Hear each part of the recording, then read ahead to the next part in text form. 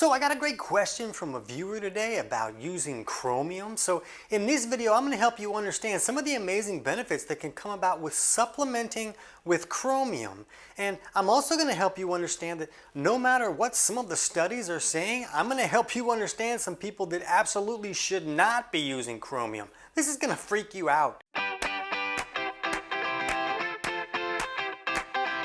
TC Hill is not a doctor and does not claim to be a doctor or licensed in any type of medical field. Don't be an idiot and use anything heard on the show as medical advice. This information should be used for educational purposes only, and you should contact your doctor for any medical advice. Now get off me. So it was over on one of our short videos that I think it was D that asked, really appreciate your content. I've binge watched many, looking for real help to overcome low blood sugar crashes, adrenals low. So scary. Haven't found the right food combo that keeps me leveled out. Having to use banana to pull out of the ditch, but then the roller coaster ensues. Trying chromium starting today. Any and all tips so very appreciated. So I don't know D and I don't know D's situation, so I can't give her advice and help her understand what she needs to do.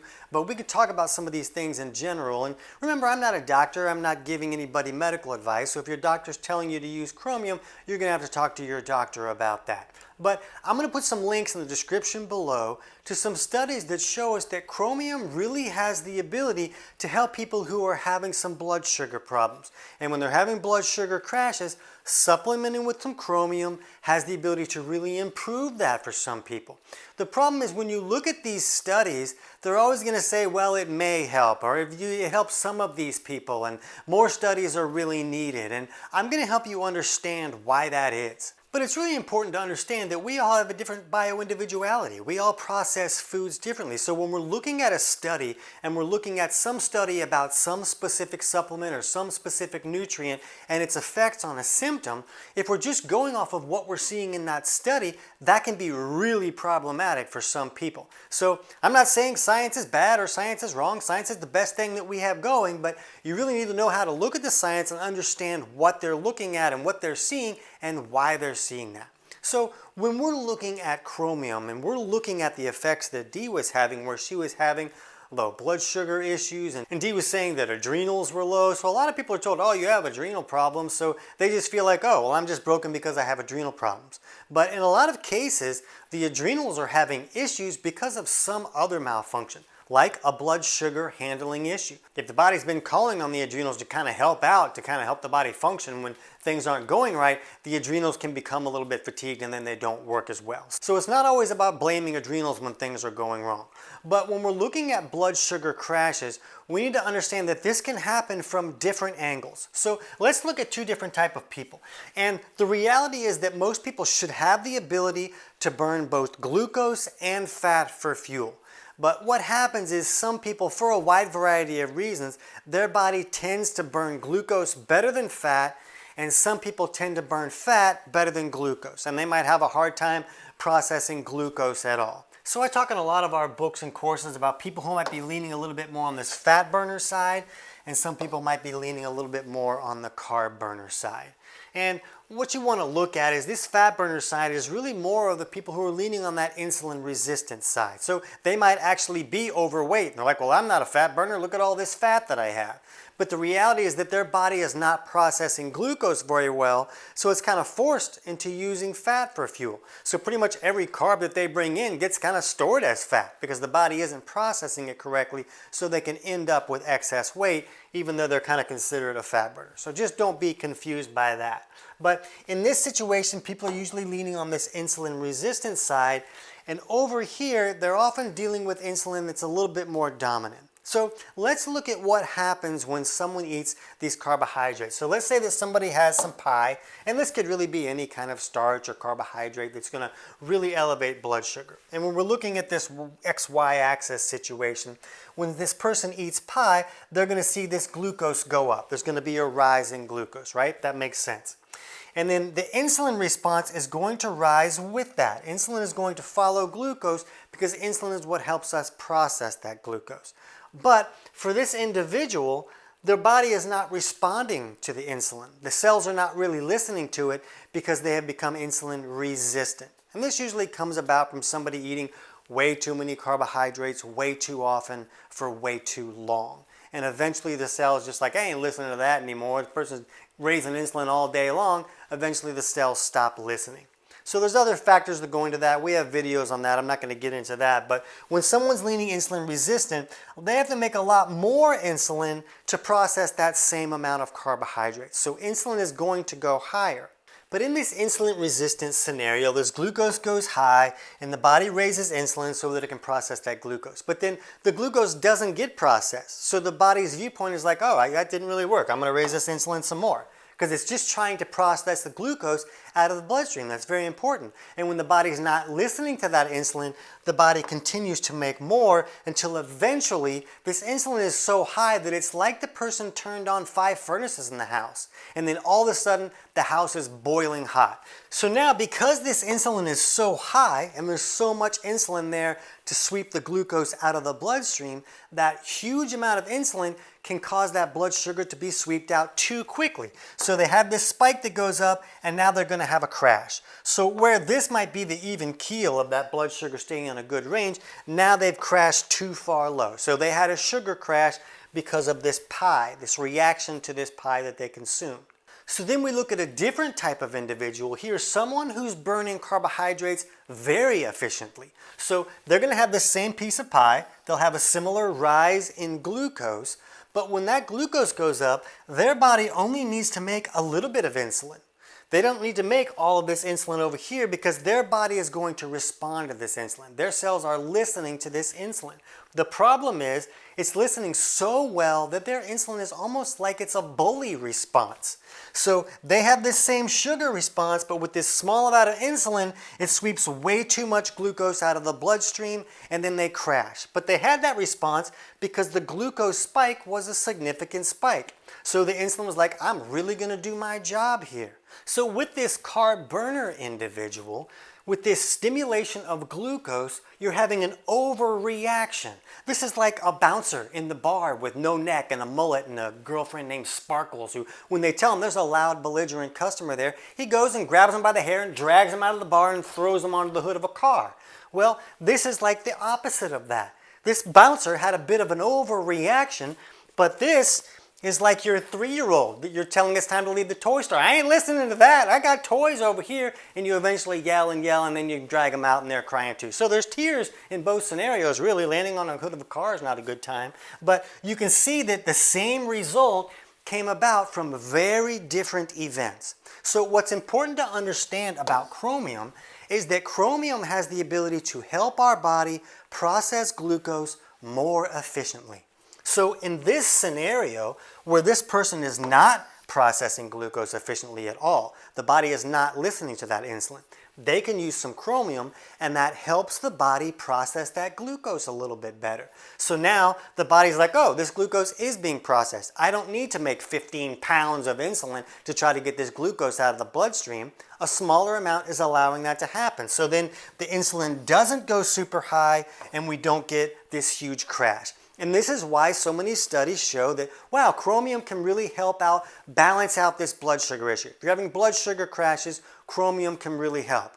Well, what happens when this person takes chromium? This person is already processing glucose too efficiently. So that has the ability to really magnify the problem for this person. That's like if their hair's on fire and you're like, oh, well, you should wear a gasoline hat. That's going to help you out a lot. That's not going to help this person. That's going to make their situation much worse. So the problem is if a person is having blood sugar crashes, it's not pleasant. It's not a good time. That happened to me a lot when I was younger when I didn't understand these things. So what do? It's not very easy to measure insulin today. We can't just do that at home, but we can look at other factors to give us an idea of what's going on. If we look at our fasting blood glucose, and you can get a glucometer at any pharmacy for $30 or $40, and just look at your blood sugar first thing in the morning when you wake up. So if that fasting number is high, like over 100, that's a sign that you may be leaning on this insulin resistance side. That is not a diagnostic thing, it's just a possible marker that we can look at. We can look at other markers to get some ideas of what's going on. But if our fasting blood sugar is low, like around 70 or somewhere in that area, that may be an indication that we may be processing carbohydrates a little bit too effectively. Now, we can also look at the rate at which we breathe, just by like setting a timer for 60 seconds and then relaxing and count the number of inhales that you take in a minute. Don't count inhale 1, exhale 2, just count the inhales. And if that breath rate is greater than 15, where that breath rate is higher, that can be an indication that a person might be processing that glucose too effectively. And if it's really low, maybe around 12 or so, that can be an indication they may be leaning on this insulin resistance side. And the reason that this helps us understand this is because processing carbohydrates, a byproduct of that is CO2. And CO2 is acidic in the bloodstream, and when the bloodstream leans a little bit too on that acidic side, the body will raise the rate at which we breathe in an effort to huff off more CO2.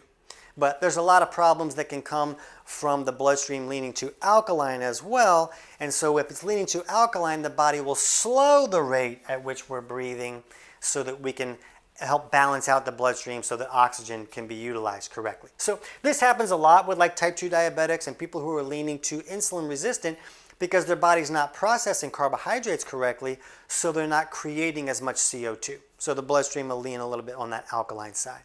Another marker you can look at is just urine pH. If at least 2 hours after a meal, but not first thing in the morning, you want to look after a meal. But if the urine pH is low, like around 5.5, 5.8 or something like that, that can be an indication that insulin may not be as effective. And if that urine pH is really high, like 6.2, 6.4, something like that, then that's a marker that shows up when we see these people who are really overly efficient with their insulin. So this is not a diagnostic thing. We don't always see high urine pH when someone's hypoglycemic because they're over processing glucose too fast. It's just something that we see a lot. So these are just markers that we can look at to get an idea of how the body is operating. So if we see a high fasting blood sugar, if it's like 120 or something, well, that's pretty high. And that's a really strong indication that we're leaning more on that insulin resistance side. And using some chromium really may help this scenario. But if we're having markers over on this side, then that really has the ability for chromium to really just light us on fire and make things a whole lot worse. So what you have to understand is that I know that you want the answer to be like, oh, I have this, what supplement should I take? Tell me what to take. I just want to take that. Well, it just doesn't work that way because we all process things differently. So we have to look at our body chemistry if we want to know what's really right for us, because the symptom can have more than one underlying cause. We can see these people are having the same symptom, totally different reasons. So why would one solution work for both of these people? I can give you the hint, it's really not gonna. So we need to do the work to look at our body chemistry to understand the right steps for us. But beyond just using supplements to correct body chemistry, we can also adjust the way they're eating. Pie is not a good situation for either of these individuals. Dee was talking about using bananas to kind of pull herself out of the dirt, but banana is just a candy bar that grows on a tree. There's a lot of sugars in there. There are other choices that contain carbohydrates that can lift blood sugar in a more even keel type manner. Using what we call medium carbohydrate foods like sweet potatoes or yams or Brussels sprouts, things that contain carbohydrates, things that are real food sources of carbohydrates, but are not going to create such a spike and a crash. And that's even another thing with these studies. They're like, well, it doesn't show that it's really effective for most type 2 diabetics. And that's because you're trying to fix a significant problem with a natural supplement. That's not going to be enough. If somebody's insulin resistance is so significant that they've become a type 2 diabetic, they're going to have to do a lot more than just taking a chromium supplement. You might have to put the pie down. You might have to change the way that you're eating so that you're not cramming all of this glucose into the system that the system doesn't have the ability to process right now. So significant changes may need to be made there. So just know that figuring out the right foods for you in either of these scenarios is going to take some effort. I'll give you some free resources that you can dig into. My book, Kick Your Fat in the Nuts, if you're leaning on that insulin resistance side, can really walk you through how to correct that issue. That issue can be corrected. We hear from people every single day that correct it. And it's available on Amazon, but I'll put a link so you can download that entire book totally for free in the description below this video. So that can be a big help here. But in either scenario, you really want to look at your body chemistry to see where you are. See what's going on with these markers and other markers that can help you figure out, am I leaning more on the insulin resistance side, or am I processing my carbohydrates too aggressively? And we'll put a link in the description below for our totally free digestion course that walks you through how to look at your chemistry at home with tools that you can pick up like at a pharmacy or a health food store. So is it going to take effort? Yeah, it's going to take effort to figure that out. Somebody's not just going to tell you, oh, just take this, it's all going to be fine. It's really not going to be fine, especially if the wrong person takes this. You want to know what's going on to know what's going to be right for you. But right now, if you feel like you're on this side where maybe you're processing these carbohydrates too aggressively, you can jump over and check out our video on understanding hypoglycemia, 5 steps that can help. I can't wait to hear about your results.